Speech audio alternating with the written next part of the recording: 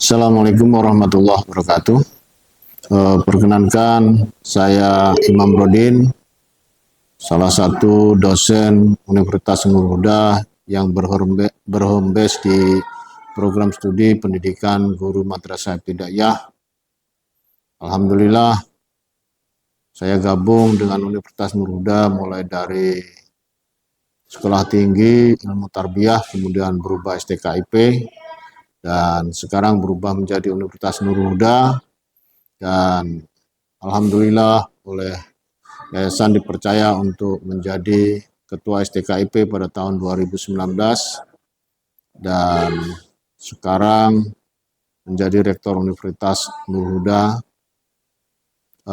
Di tengah-tengah kesibukan, kami masih mempunyai beban untuk melakukan tridharma perguruan tinggi dengan memberikan mata kuliah pengajaran, yaitu mata kuliah politik dan etika pendidikan, di mana mata kuliah ini adalah salah satu mata kuliah wajib di program studi PGMI.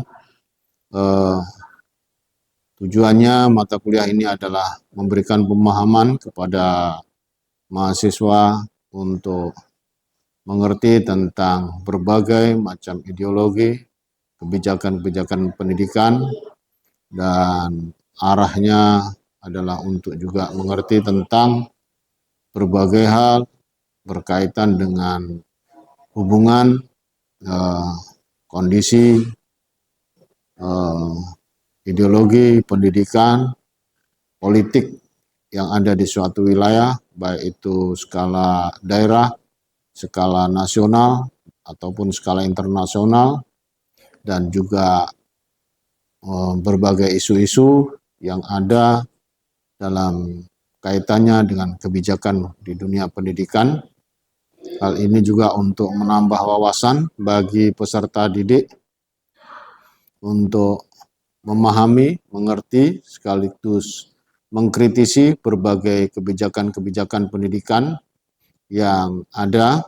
Dan kami melakukan pembelajaran ini adalah 16 pertemuan, di mana dalam 16 pertemuan ini kami ada pertemuan tatap muka, dan juga kami menugaskan kepada mahasiswa untuk belajar di lapangan, jadi langsung terjun ke lembaga-lembaga pendidikan untuk meninjau berbagai hal yang berkaitan dengan dunia pendidikan itu.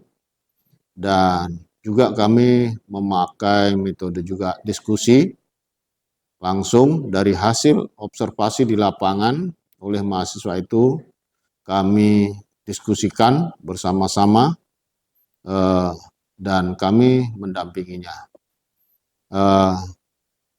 Kami melakukan perkuliahan ini, di akhirnya nanti kami juga melakukan evaluasi atau penilaian, di mana penilaian itu kami kategorikan ke dalam 3 kelompok. 50% itu adalah dari tugas-tugas yang dilakukan oleh mahasiswa di lapangan atau tugas-tugas yang diberikan, kemudian 20% itu adalah partisipasi mahasiswa di dalam proses perkuliahan, dan 10% itu ujian tengah semester, dan 20% itu adalah ujian semester. Jadi total 100%. Nantinya kami melakukan penilaian secara objektif bagaimana hasil dari proses penyelenggaraan perkuliahan yang kami lakukan. Saya kira itu yang bisa saya sampaikan, dan untuk lebih jelasnya kami sertakan bukti proses pengajaran yang saya lakukan di video yang telah kami siapkan. Demikian, akhirnya kurang lebih mohon maaf. Assalamualaikum warahmatullahi wabarakatuh.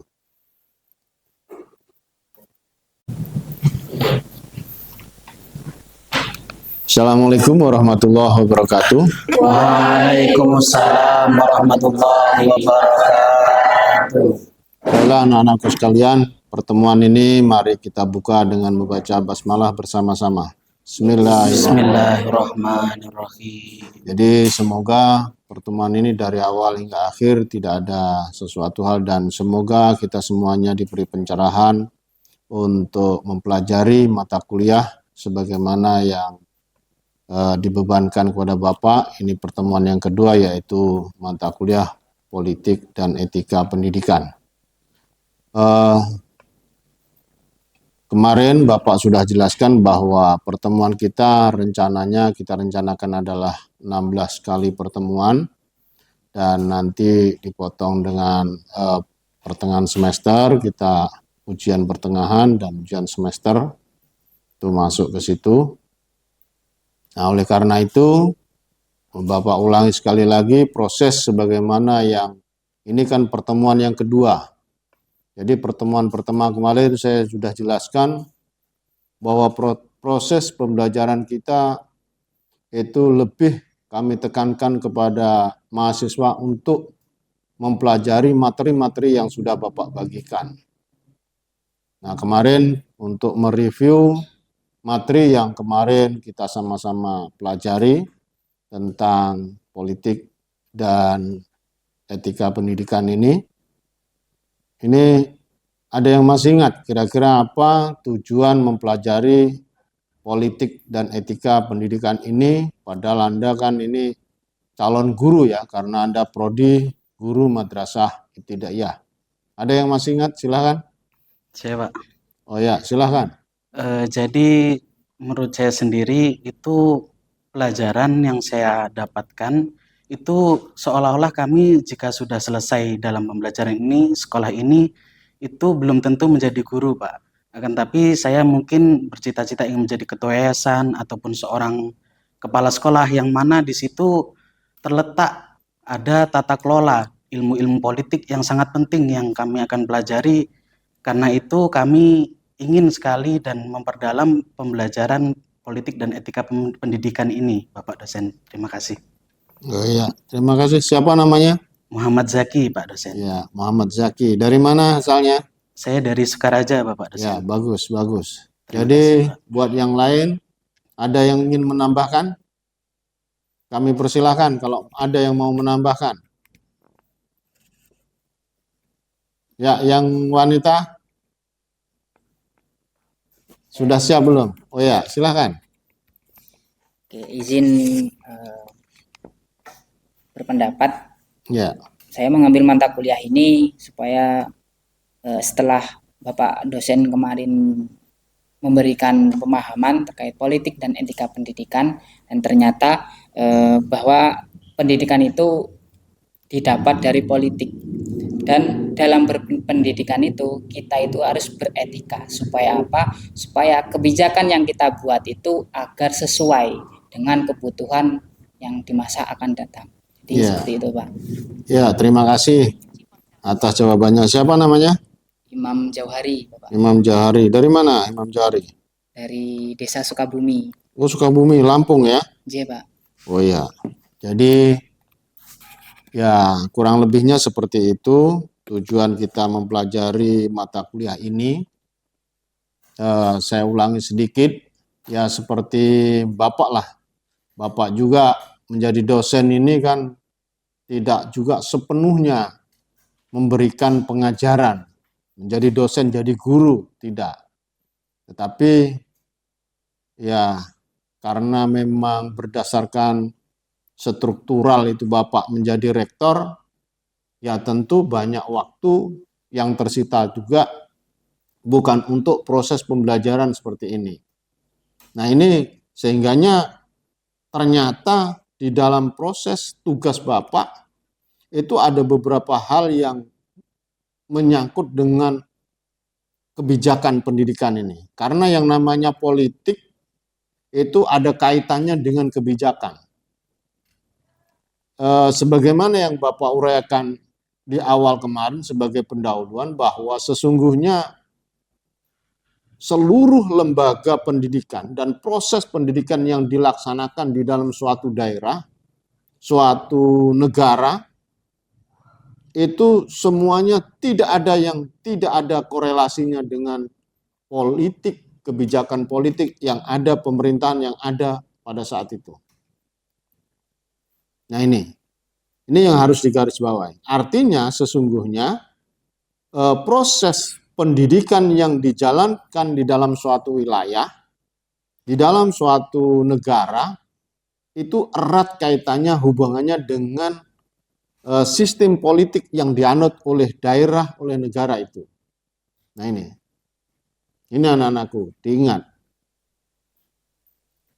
Nah seandainya saja negara kita ini sistemnya itu tidak menganut sistem pemerintahan yang demokrasi, seandainya saja mengacu kepada sistem yang monarki gitu, ya mungkin beda dengan sistem pendidikan yang dijalankan di saat ini. Artinya sesungguhnya kurikulum yang dibuat di dalam suatu lembaga pendidikan, mulai dari tingkat dasar sampai dari tingkat perguruan tinggi, itu erat hubungannya dengan sistem politik yang berkembang yang berada di daerah itu. Nah itu.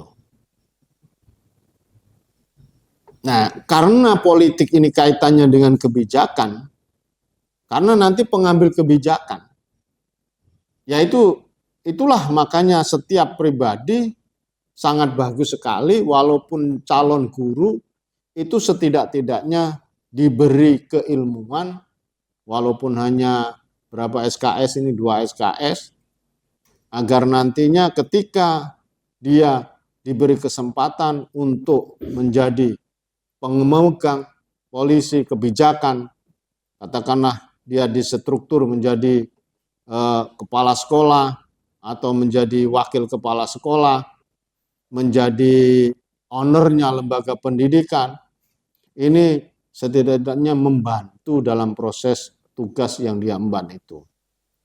Nah ini pentingnya di situ. Jadi anak-anakku sekalian, nanti materi yang bagian kedua itu setelah ini bisa didiskusikan kembali secara bersama-sama dalam penyajian makalah sebagaimana yang sudah disiapkan, karena nanti proses itu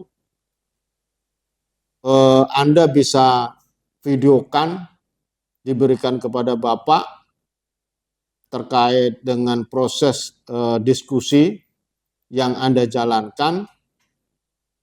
Nah, tapi sebelum itu nanti kami hanya masuk, mungkin ini kan pembelajarannya sebanyak 60 menit. Jadi saya sebanyak kurang lebih 30 menit ini mencoba memberikan uraian-uraian itu agar Anda nantinya setidaknya dalam diskusi itu semakin berkembang. Jadi ini materi yang kedua ini kebijakan politik yang dilakukan di masa yang lampau, terutama ini pada masa era pra-kemerdekaan. Jadi sebelum merdeka. Bagaimana warna corak perpolitikan sebelum kemerdekaan itu dikaitkan dengan kependidikan yang ada di Indonesia.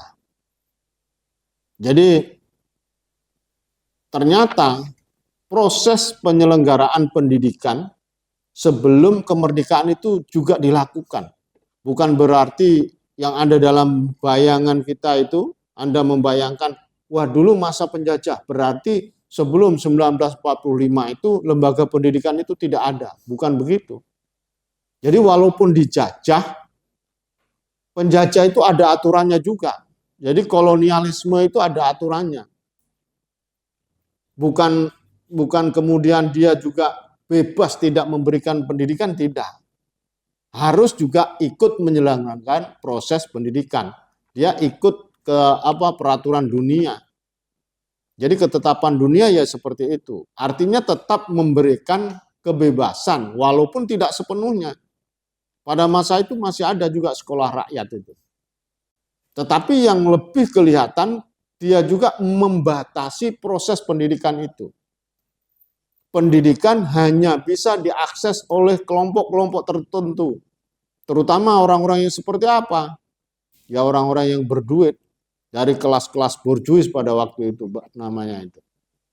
Jadi dari orang-orang yang kelas atas. Kalau orang-orang yang petani biasa, orang-orang di bawah yang ini sulit untuk mengakses pendidikan. Namun demikian di Indonesia, ini masyarakatnya tidak kehabisan akal. Dia tetap menyelenggarakan proses pendidikan itu, walaupun pendidikan itu mungkin tidak formal. Kan ada pendidikan formal dan pendidikan non formal, ya kan? Ya, Pak. Kalau yang formal itu diakui oleh pemerintah. Ya resmi.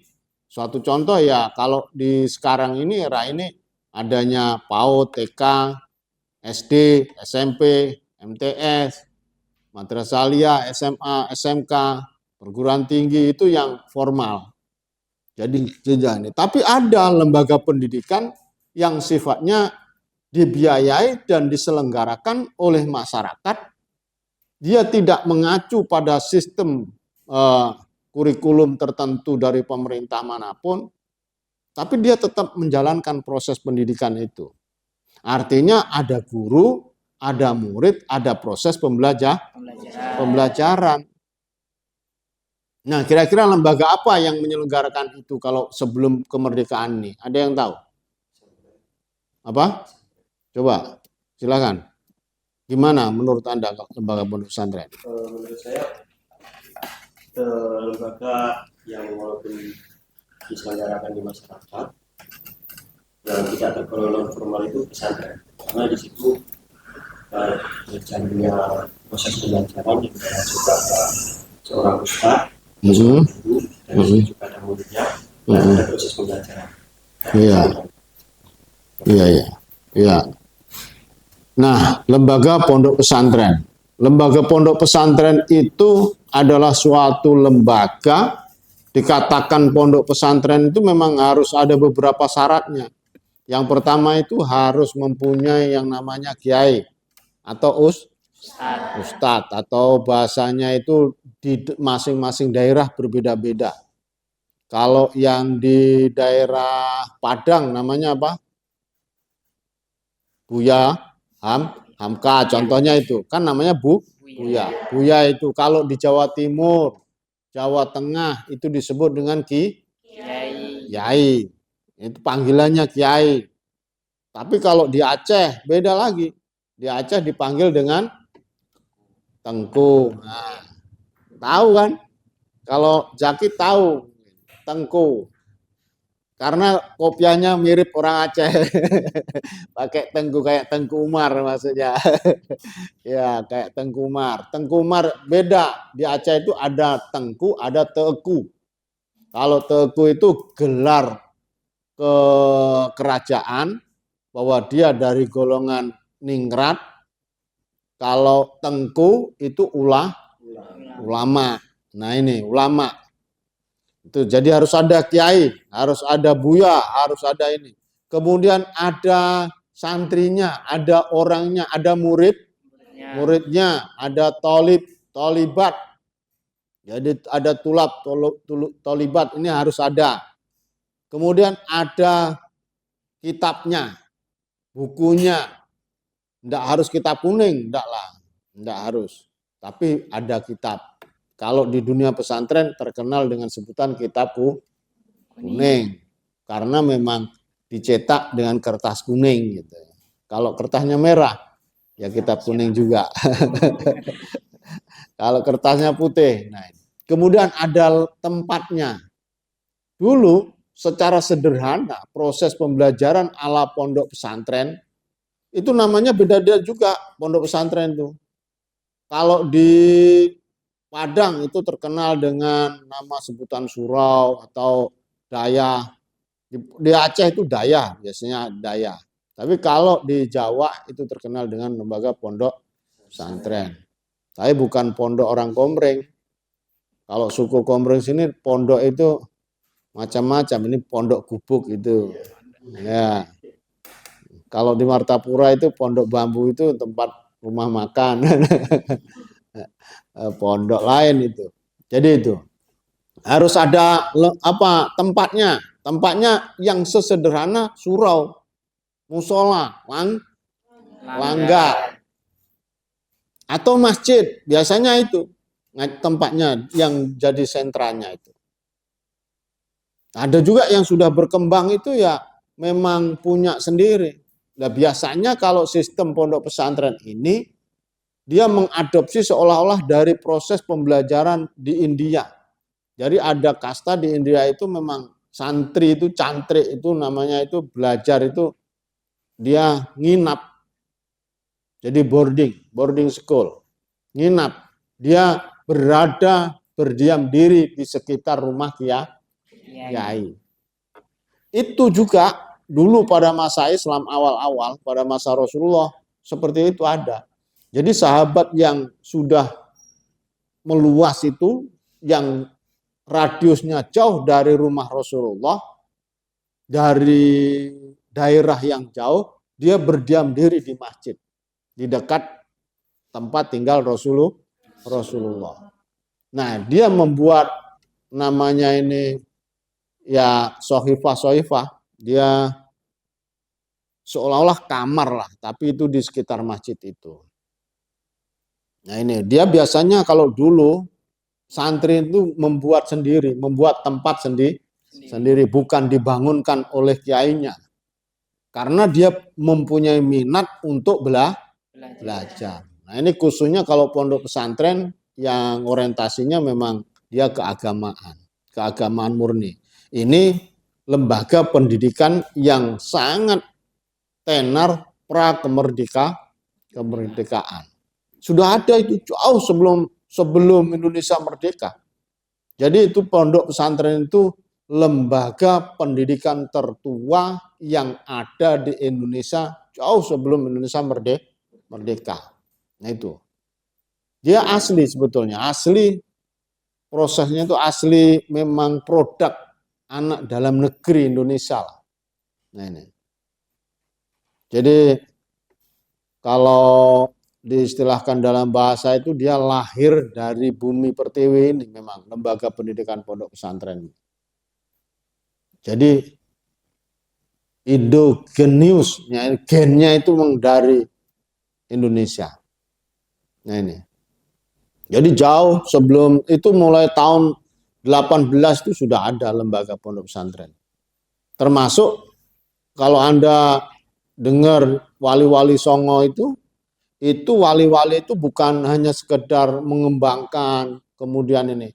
Itu rata-rata juga mempunyai santri, tetapi tidak dikelola secara profesional, dianggarkan pembiayaannya enggak. Bahkan lebih banyak itu yang sifatnya itu gratis. Kalau sekarang sudah berkembang, walaupun pondok pesantren sudah banyak yang dikelola secara profesional, manajemennya diatur, kurikulumnya dikembangkan, pembiayaannya juga mahal. Ada itu di Jawa, itu di daerah Malang, untuk masuk ke sebuah lembaga pondok pesantren itu ngantrinya sampai 5 tahun. Jadi kalau daftar mau kuliah, mau masuk ke pondok itu tahun ini, daftar tahun ini, nggak bisa. Daftar tahun ini dia masuknya 5 tahun yang akan datang. Uang pertama masuk itu harus dikasihkan di awal. Di awal. Artinya pas pendaftaran. Dan banyak itu. Ada 30-an juta itu. Di Indonesia. Tapi yang modern. Dikembangkan sedemikian rupa. Pelayanannya di dalam betul-betul dilayani dengan sebaik-baiknya. Tapi yang mahal biayanya. 30 juta dikasihkan daftar ini, nanti sekolahnya masuknya itu 5 tahun. Ya dikelola, dikembangkan. Duitnya sudah masuk. Kalau sampean kuliah, sudah masuk, kadang-kadang masih ngutang kan. Jadi pihak pengelola masih bingung. Nah ini, itu bayar dulu.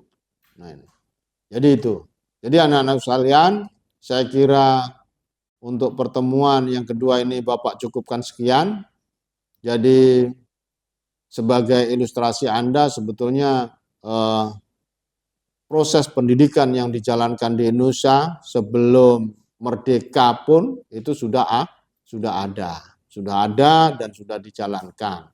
Baik itu yang formal ataupun yang non formal. Yang non formal ya bisa seperti lembaga pondok pesantren itu kalau yang di bawah umat Islam, di agama lain juga ada.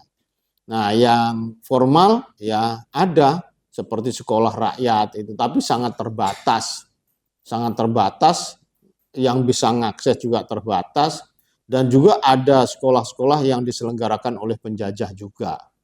Kan ada namanya MULO, ada namanya lembaga-lembaga, pokoknya tingkatannya ya ada, nanti di materi itu sampean pelajari, sampean kembangkan, sampean diskusikan, dan itu adalah bagian dari kebijakan pendidikan yang diambil oleh pemerintah kolonial Belanda.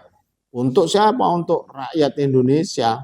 Nah, itu. Walaupun dia jajah, juga masih menyelenggarakan proses pendidikan. Saya kira itu saja dulu, Bapak cukupkan. Terima kasih.